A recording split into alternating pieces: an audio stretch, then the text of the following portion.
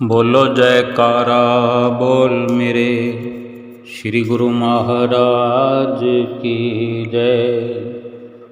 सभी गुरुमुख प्रेमियों से सप्रेम जय सच्चिदानंद।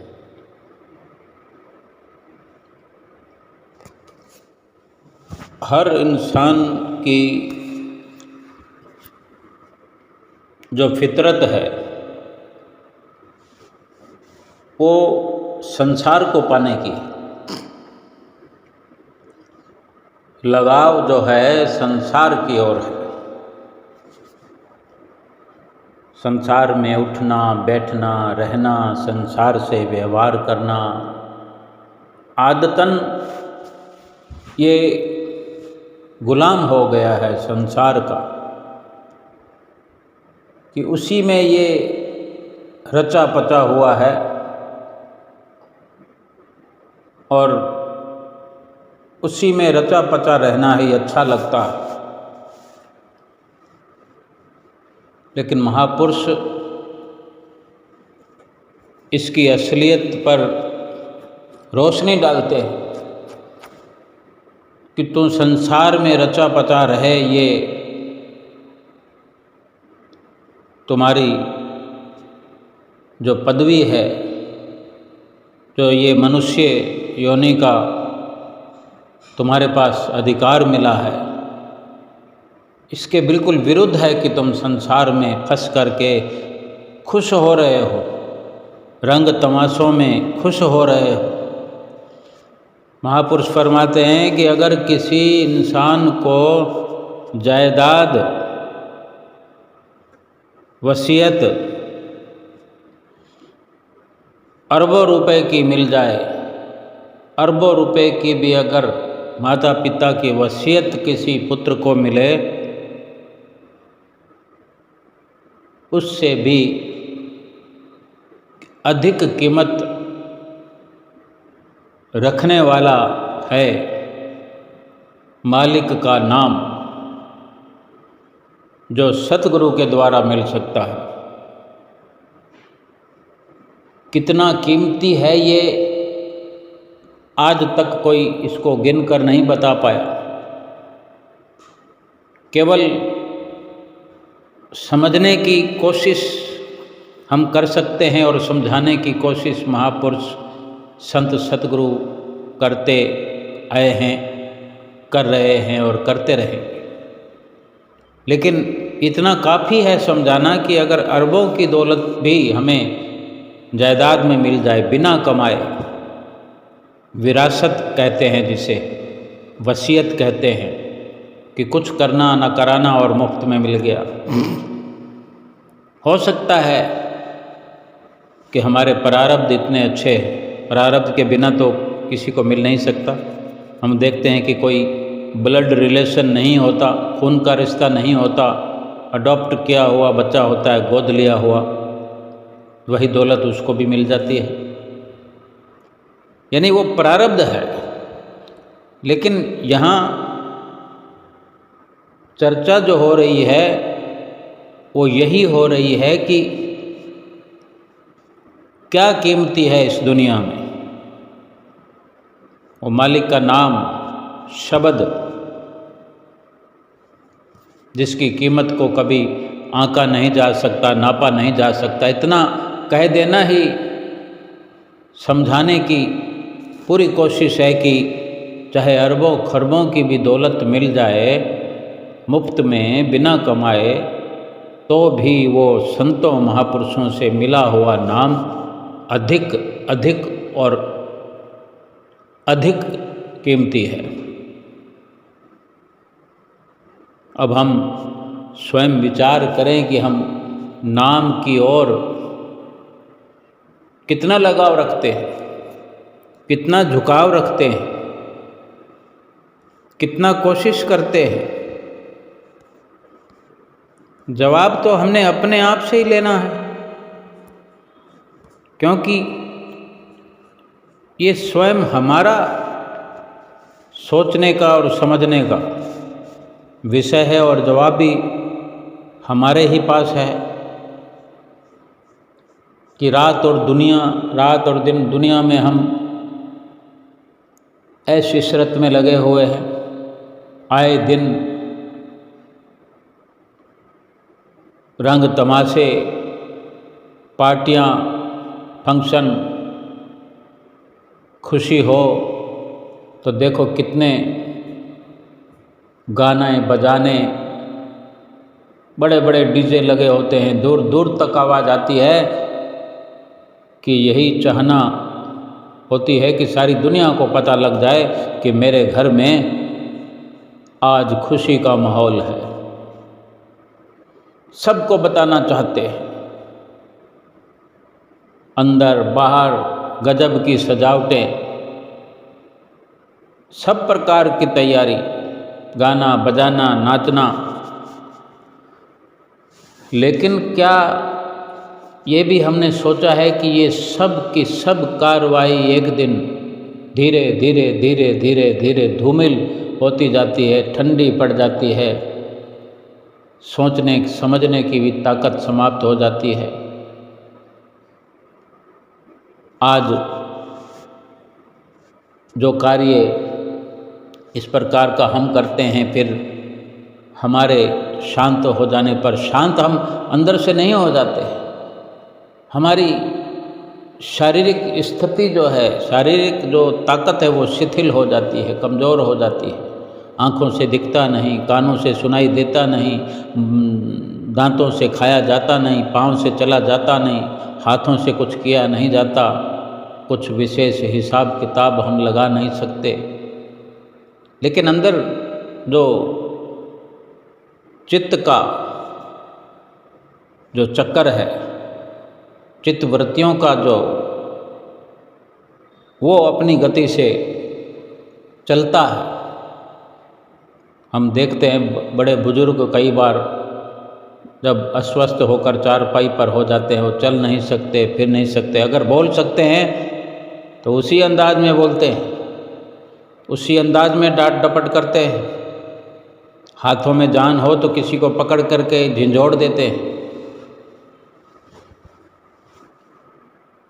आँखें अगर दूर तक नज़र नहीं रखती, लेकिन आँखें दिखाने की कोशिश कर पाते हैं। यानी आज मोहताज हो गए, लेकिन अंदाज वही है। इसीलिए अंदर से चित्तवृत्तियों का चक्कर चलता रहता है, और ये एक हुक सी उठती है, एक टीस सी उठती है कि मैं आज वो नहीं कर पा रहा हूँ जो मैं चाहता हूँ। यानी चाहतें बरकरार हैं, इच्छाएं बरकरार हैं, कामनाएं अंदर भरी पड़ी है। कल तक तो सब ठीक था, लगता था मैं सुखी हूँ, क्योंकि सब कुछ परवान पर था। आज कमज़ोर से हो गए हैं हम, और ये कमज़ोरी शरीर की है। लेकिन अगर हमने अपनी कामनाओं को कमज़ोर कर लिया होता, कामनाओं को, इच्छाओं को परवान पर ना चढ़ने दिया होता, तो शरीर कमज़ोर होने पर भी हमारे भीतर से गाने बजाने की आवाज़ें आ सकती थी। खुशियाँ और खुशियों की चहल पहल के साथ हम अपना वक्त गुजार कर सकते थे। कुछ करने की ज़रूरत नहीं, कोई ना सजावटें करने की ज़रूरत, ना किन्हीं को बुलाने की ज़रूरत, ना कोई डीजे लगाने की ज़रूरत। ये सब अपने आप परमात्मा ने हमारे अंदर व्यवस्था जो करके रखी हुई है। हमारे भीतर भी एक डीजे लगा हुआ है, हमारे भीतर भी साज सजावट बनी हुई है। इस शरीर में 24 घंटे ऐसी ध्वनि हो रही है, एक नाद हो रहा है, जो हम चाहें तो सुन सकते हैं, शुरुआत कर सकते हैं। और ये ऐसी ध्वनि है, ऐसा नाद है कि अगर ये हम सुन पाएँ तो फिर बाहर ये डीजे वीजे केवल कानों के पर्दे फाड़ने वाले हैं और कुछ नहीं रखा इसमें। हम देखते हैं 4 लोग, 10 लोग, 20 लोग, 50, 100 लोग जहाँ एकत्र होते हैं, 500 भी लोग होते हैं, 1000 भी होते हैं, और बड़े बड़े ये डीजे चल रहे होते हैं और सभी लोग मिलकर खाना खा रहे हैं। किसी से कुछ अपने नज़दीक 2 इंच की दूरी पर खड़े हुए को हम कुछ कहते हैं तो वो सुन नहीं पाता, गला फाड़ कर हमें बात करनी पड़ती है।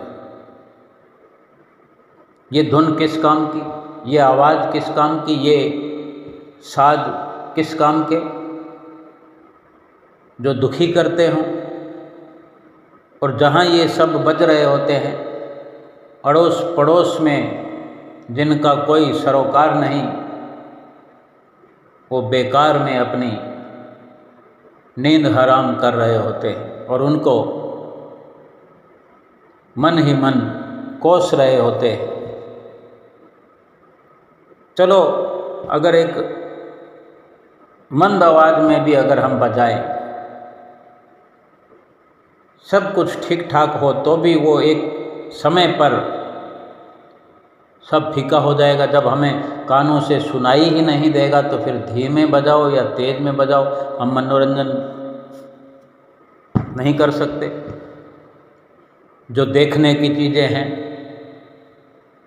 आँखों के कमज़ोर होने से हम देख नहीं सकते। बोलने की अगर कोई चीज़ है या खाने के जो व्यंजन है वो हम खा नहीं सकते। यानी ये जो बाहरी लज्जत है, बाहरी स्वाद हैं, बाहरी खेल तमाशे हैं, गाजे बाजे हैं, ये सब कुछ एक वक्त आने पर शिथिल हो जाता है, बंद हो जाता है। लेकिन जो संत महापुरुष हमें समझाते हैं, समझा रहे हैं कि इस शरीर के अंदर जो गाना बजाना हो रहा है, ये इतना मन लुभावन है कि कुछ जतन नहीं करना कि डीजे लाना है, लाइट की ज़रूरत है, जो कुछ सजावट करनी है तो किसी सजावट वाले को बुलाना है, सजावट कराना है, कोई मोल भाव करना है, कितना खर्चा लगेगा, हमारे पास है या नहीं है, महंगा वाला इंतज़ाम करना है कि सस्ता वाला इंतज़ाम करना है। बल्कि जो परमात्मा ने ये सब व्यवस्था की है ये निःशुल्क है। बल्कि अगर उससे हम जुड़ते हैं तो हमें इस लोक से जाते हुए उसका लाभ ये मिलता है कि वो खुशी हर वक्त इस जीवन में बनी रहती है और इस दुनिया से जाते हुए भी खुशियों से भरपूर होकर हम जाते हैं। क्यों? कि वो सच्ची खुशी हमारे अंदर हो रही है, सच्चा नाद हो रहा है। वो धुन जो है वो ऐसी लुभाने वाली है कि उसका वर्णन ठीक से नहीं किया जा सकता। स्वयं के उससे जुड़ करके अनुभव करने से ही मालूम किया जा सकता है कि वो क्या शय है, वो कौन सा ऐसा संगीत है जिसे सुनकर फिर बाहर के सब संगीत फीके पड़ जाते हैं। वो कौन सी सजावट है, कौन सा प्रकाश है जिसको देख करके वो बाहर की सब रोशनी और सजावट फीकी पड़ जाती है। और देखने के लिए क्या ये बाहर की आंखें थोड़ी काम आएंगी,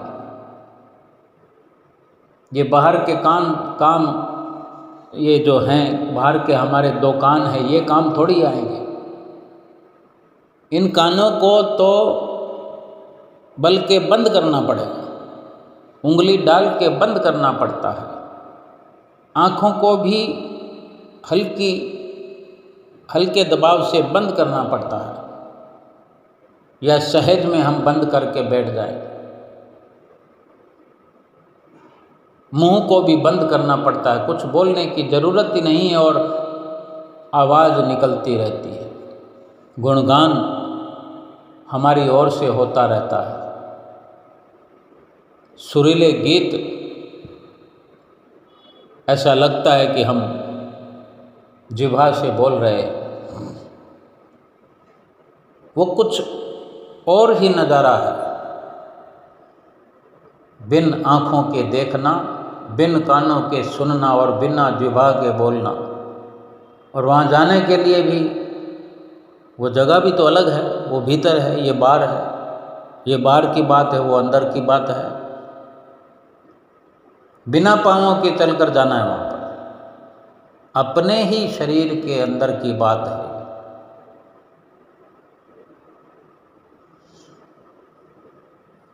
आज अगर कहीं भी कोई पार्टी शार्टी हो, कोई फंक्शन हो, कोई गाना बजाना हो, तो हमें चलकर जाना पड़ता है।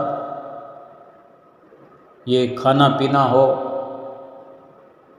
सजावट वगैरह देखेंगे, चलकर जाएंगे, सब बाहर की व्यवस्था है। कितना दूर जाना है, कितनी चिंता है, कितनी फिक्र है, कितना खर्चा आएगा।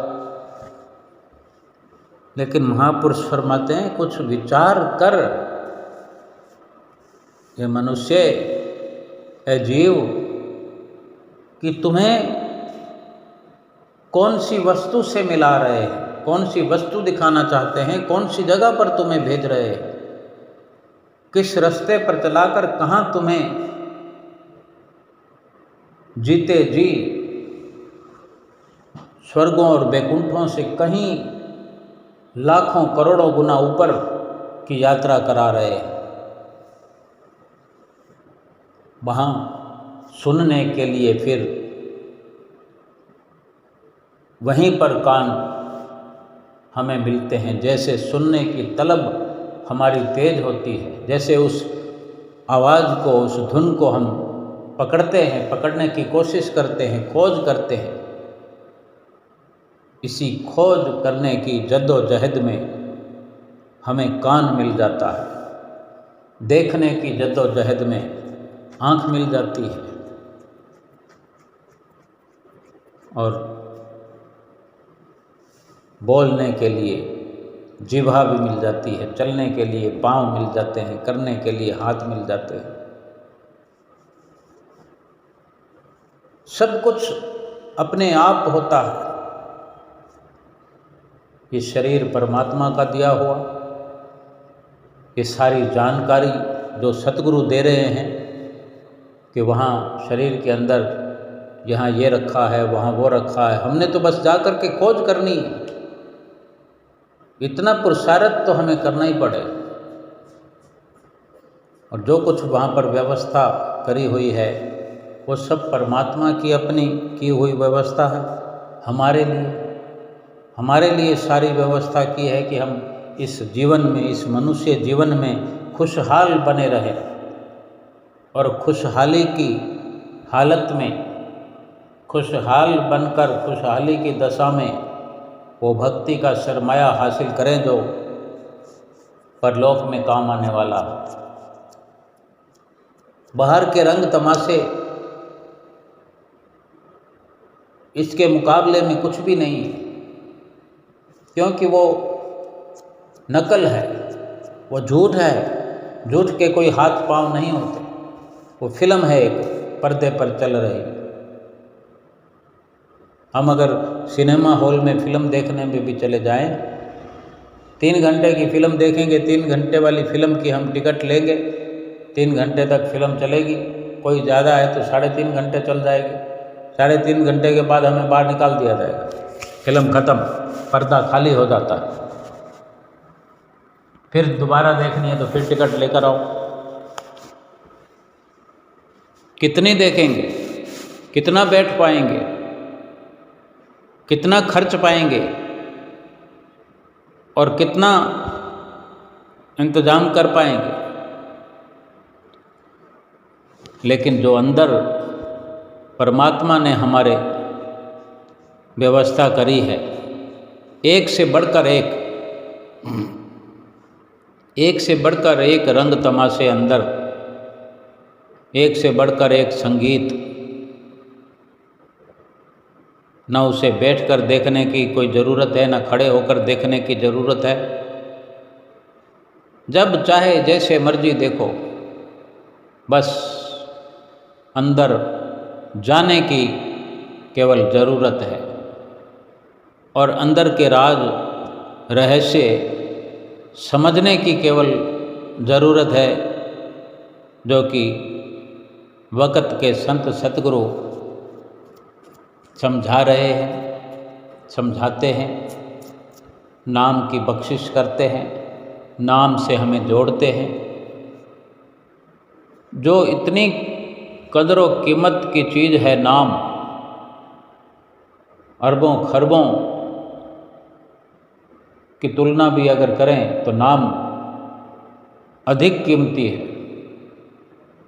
सब कुछ मुफ्त में मिल रहा है, उसे छोड़ करके हम ये संसार के झूठे मन लुभावन ड्रामे देखने में, ये झूठे मन लुभावन कौड़ियाँ कंकड़ इकट्ठा करने में,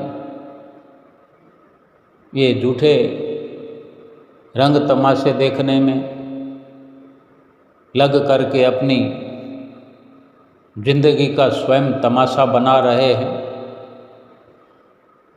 कितना अफसोसजनक है ये। वास्तव में इस शरीर के अंदर, या कहें कि इस शरीर रूपी मंदिर में 24 घंटे लगातार शब्द धुन हो रही है। रोज के रोज सुनो, ये ईश्वरीय संगीत है जो केवल हमारे नहीं, हर घट में हो रहा है, हर दिल में हो रहा है। जैसे भी फुर्सत मिले हम जुड़ सकते हैं, और जितना सुनने की कोशिश करेंगे, जितना देखने की कोशिश करेंगे, पवित्र होते जाएंगे, साफ सुथरा होते जाएंगे। अंदर जा कर के उस शब्द से अपनी सुरती को, अपने ख्याल को, अपने ध्यान को जोड़ना पड़ेगा। सतगुरु का स्वरूप हर वक़्त पास है, हर वक़्त डरते रहना है, संभल संभल कर चलते रहना है, हर गलत काम करने से बचते रहना है। सोचो कि हम संसार में न रहें, हमें संसार में नहीं रहना है, क्योंकि ये शरीर जो है सपने के समान है। जब शरीर झूठा है तो ये शरीर के काम आने वाले सामान भी झूठे हैं। लेकिन जो सतगुरु हमें ये धुन सुनने का रास्ता बताते हैं, धुन सुनने की जो हमें हिदायत करते हैं, ये सच्ची है, ये आवाज़ सच्ची है।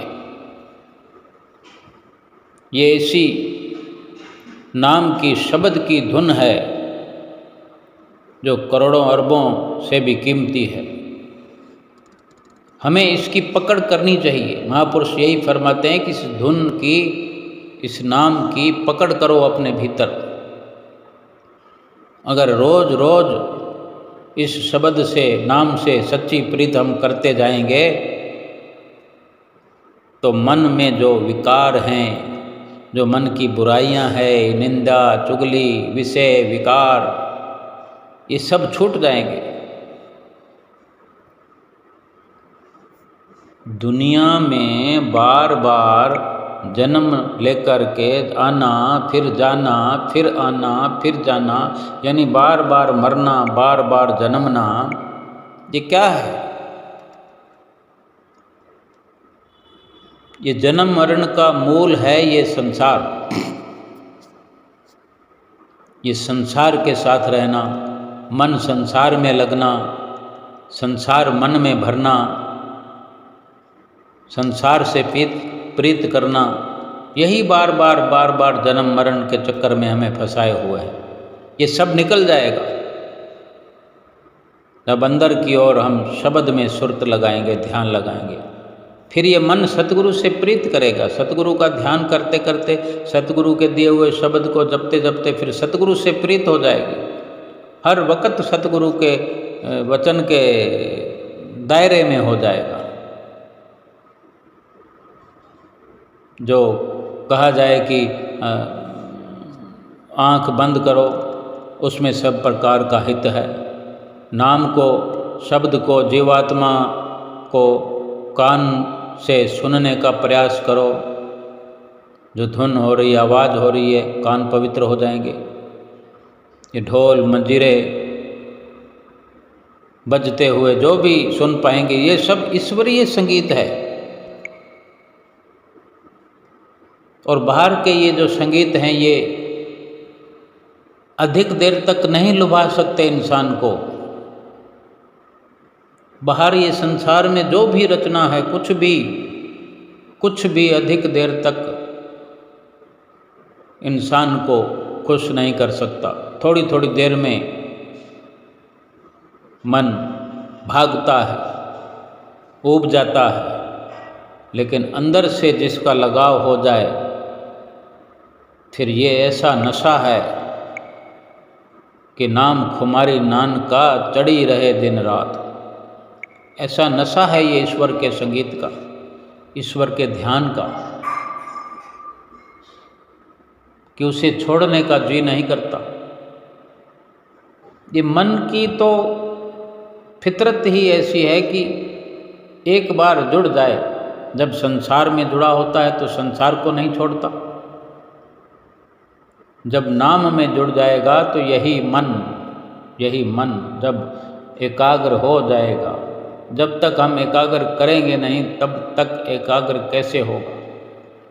जब हम सफल हो जाएंगे एकाग्र करने में, और ये मन